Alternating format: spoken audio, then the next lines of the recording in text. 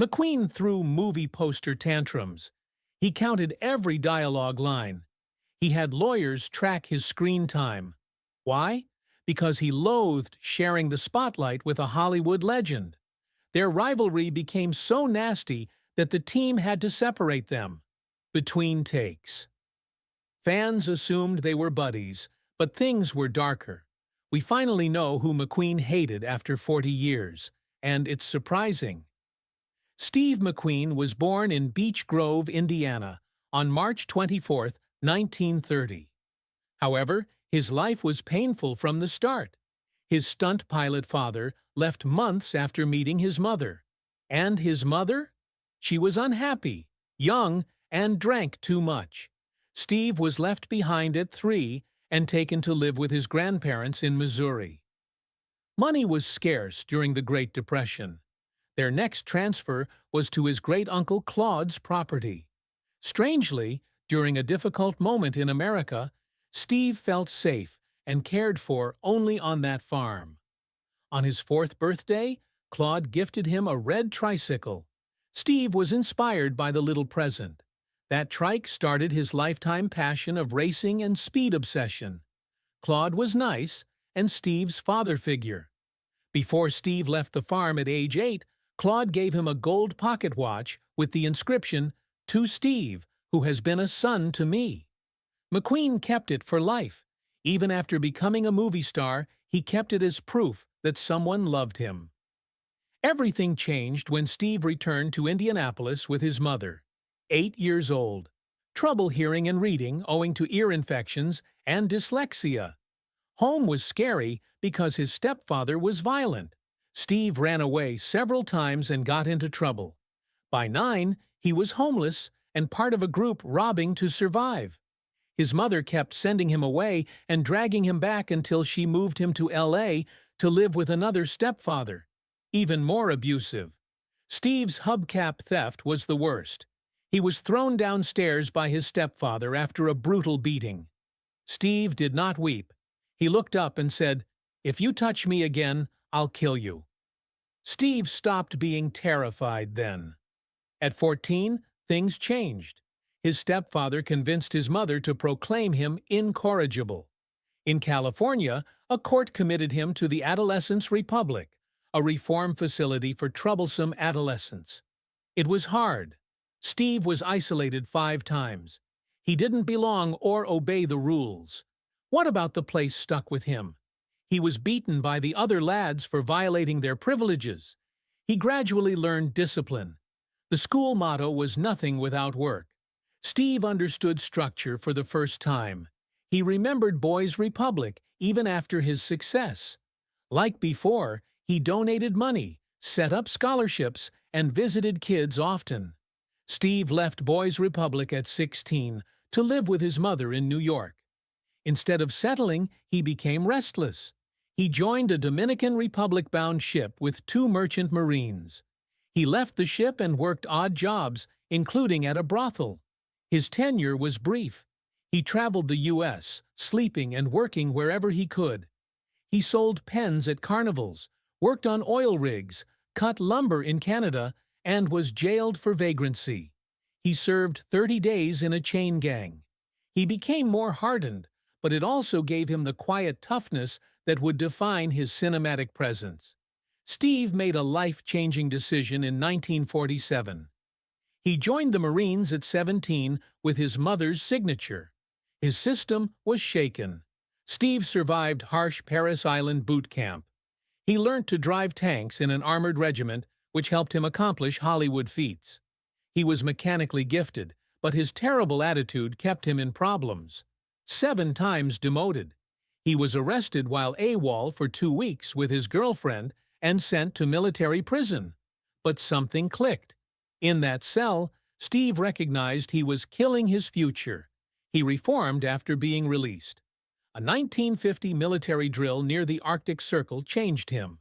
Steve didn't hesitate when his tank froze. He repeatedly risked his life to save 5 Marines from drowning. His recognition earned him a spot on the President's yacht's Special Honor Guard. He was no longer a street kid after leaving the Marines in 1950. This man had faced death, won respect, and proven his worth. 2 years later, he enrolled in New York acting school with $800 from the GI Bill. Steve McQueen started a new journey, studying with future stars James Caan and Suzanne Pleshette. Steve McQueen didn't know it, but a small-budget horror film decision would haunt him forever.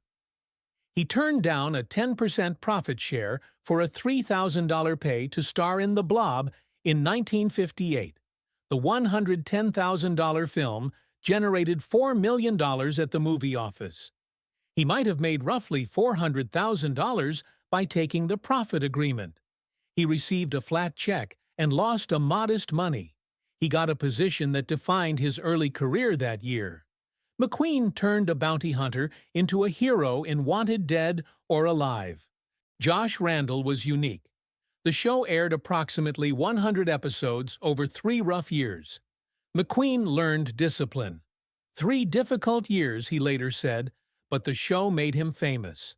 McQueen tried a short but strong Alfred Hitchcock Presents segment during his early fame. Human Interest Story featured him as a reporter dealing with a Martian impersonator. Famous show twist endings. What most missed? Uncredited Clint Eastwood was in the background. Only once did the 2 future legends appear together. McQueen returned for Man from the South a few months later. There were serious stakes. Not lighting a cigarette lighter 10 times in a row would cost his character a finger. Peter Lorre was the villain, while McQueen's wife, Neela Adams, was the middlewoman. The episode ends with McQueen nonchalantly flicking the lighter again after the bet is called off.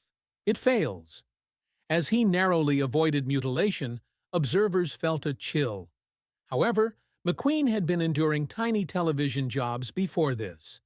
He appeared in the Goodyear Television Playhouse and U.S. Steel Hour. He appeared in The Defender, a legal drama with William Shatner, after 12 Angry Men was a hit. His serene exterior belied his fierce inner fire. All these tiny projects gave him the platform to carry full-length films. He appeared on Climax, The Big Story, and The West Point Story consecutively. Building up. That something bigger came in 1960 when he joined the Magnificent Seven. He wasn't first. It was Yul Brynner. McQueen drew attention. McQueen acted whenever Brynner talked. He fiddled with his pistol belt and headgear to steal the moment. Brynner cautioned him, "All I have to do is take off my hat and you disappear." But no matter. The chemistry worked. The $2 million film grossed nearly $10 million and became a Western classic. Former TV star McQueen became more. He was permanently on screen. The 1963 Great Escape and motorbike jump made McQueen famous. He played rebellious American POW Captain Hiltz. That jumped the barbed wire fence? Not him. Eakins, his stunt double-bud pal. McQueen rode most of the time, including moments where he played himself and the German soldiers pursuing him. On The Tonight Show, Johnny Carson praised his jump. McQueen, always honest, stated, "It wasn't me," which made people love him more. The Moscow International Film Festival made him an international legend after he won Best Actor. Later that year, he experimented. The 1963 romantic drama Love with the Proper Stranger starred him and Natalie Wood and dealt with unwanted pregnancy and abortion. McQueen played Jazz, who learns Wood's character is pregnant after a one-night encounter. Critics appreciated his performance, earning him his first Golden Globe nomination. Wood received her 3rd Oscar nomination. She supposedly loved McQueen off-camera. Film grossed approximately $6 million due to on-screen chemistry. McQueen wanted to show he could do more than stunts and weaponry. This film aided his argument. McQueen was at his best in 1965. His character in The Cincinnati Kid was a young poker hustler seeking to beat an old pro. He had a stern poker face that became his hallmark. Hit movie made almost $7 million. Nevada Smith was a nasty revenge story. McQueen played a half-white, half-Native American man who watches his parents die and becomes a killer. He intentionally got arrested to get closer to a killer. Steve McQueen's Hollywood success wasn't only charm or cool, there was risk, range, and persistent drive. He gambled with sand pebbles in 1966, playing a tired gunboat sailor in 1920s China. Not a typical McQueen part. It was long, dramatic, and politically charged, drawing comparisons to the Vietnam War, which captivated viewers. The gunshot nearly broke him. He was exhausted and didn't work for a year, but the sacrifice paid off. The film received 8 Oscar nominations, including McQueen's sole Best Actor nomination. That moment transformed him from action star to serious actor. Bullitt followed in 1968. If the Sandstones showed he could act, Bullitt proved he was still calm. The 10-minute automobile chase through San Francisco's steep streets was unheard of. McQueen chased a black Dodge Charger through the city in a dark green Mustang. It didn't matter that he drove 10% of the time. The scenario changed the rules. The cars, speed, and danger were real. McQueen nearly smacked a cameraman and was pulled back, but the consequence was legendary. No CGI, sheer force and guts. McQueen proved himself more than a rebel that year. He replaced his dirty jeans with luxury outfits and a $2,250 Patek Philippe watch. In the Thomas Crown incident, he played a wealthy bank robber for fun. This elegant, sensual film displayed McQueen's other side.